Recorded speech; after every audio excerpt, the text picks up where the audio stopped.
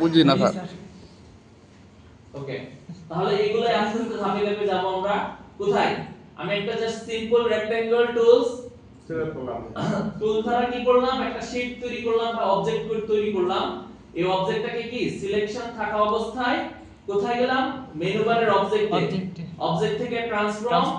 আমরা পূর্ববর্তী ক্লাসে স্কেল পর্যন্ত আলোচনা অলরেডি করে ফেলছি, তো বাকি ছিল শেয়ার, তাই না?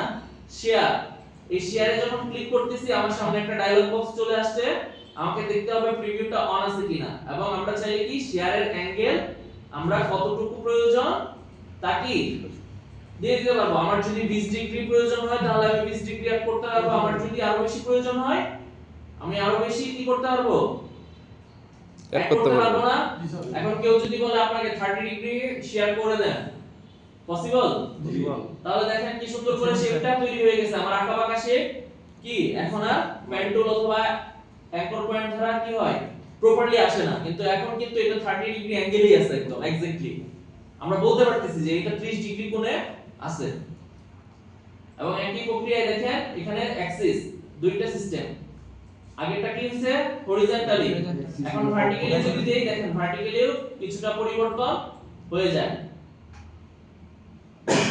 দেখছেন? সরি, তাহলে এখন ভার্টিক্যালি পরিবর্তন হচ্ছে, তাই না? তাহলে অ্যাক্সেস গুলো আপনারা চেঞ্জ করে করে দেখবেন, এবং এখান থেকেও চাইলে কি করা যায়, অ্যাঙ্গেল পরিবর্তন করা যায়। ডাইরেক্ট অবজেক্টটারে কি হচ্ছে এখন ঘুরতেছে, অ্যাঙ্গেল পরিবর্তন হচ্ছে। তো এটাকে নরমালি আমরা সবসময় জিরোতেই বেশিরভাগ রাখি। আমাদের এরকম শেপের প্রয়োজন হলে আমরা কি করব, এই শেয়ার টুলটা ব্যবহার করব। ওকে জি, ওকে। তারপর অবজেক্ট থেকে ট্রান্সফর্ম, আমরা এই যে সমস্ত ট্রান্সফর্ম এখান থেকে শেয়ার পর্যন্ত করছি, এগুলাই কোথায় পাবো, ট্রান্সফর্ম ইচে সবগুলাই আছে। দেখেন কিরকম করে, আমি যদি এটাকে একটু এই পাশে নিয়ে আসি,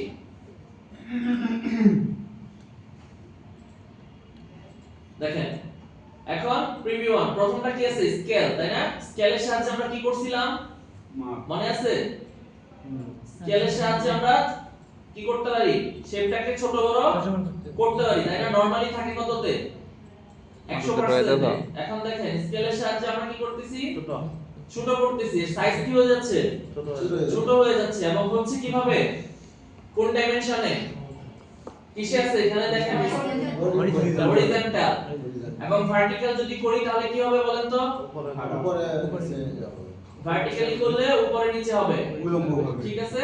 তাহলে আমরা চাইলে স্কেলও করতে পারি কোন অবজেক্টের প্রয়োজন অনুযায়ী। এর পরবর্তী যে অপশনটা সেটা কি, মুভ, মুভ করা। তাহলে আপনি যদি চান এটাকে সরিয়ে এক স্থান থেকে অন্য স্থানেও দিতে পারেন, এবং চাইলে কি করতে পারেন এখানে ভ্যালু অ্যাড করে দিতে পারেন, দেখছেন? কি বলছিলাম ওই দিন, আমরা যদি মাইনাস ভ্যালু অ্যাড করি তাহলে কোন দিকে যাবে, মাইনাস ভ্যালু অ্যাড করলে কোন দিকে যাবে, বিপরীতে যাচ্ছে, তাই না? এবং প্লাস ভ্যালুতে কি ডানে যাচ্ছে।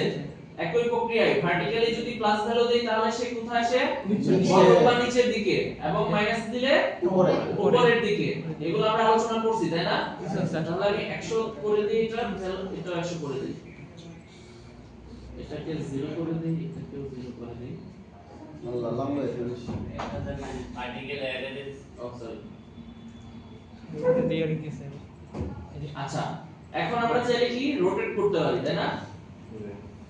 আমরা আমাদের ইচ্ছামতো এই শেপটাকে আমরা ঘোরাতে পারি, আমাদের যতটুকু প্রয়োজন হবে আমরা সেই অনুযায়ী কি করতে পারি, এই শেপটাকে ঘোরাতে পারি। ওকে,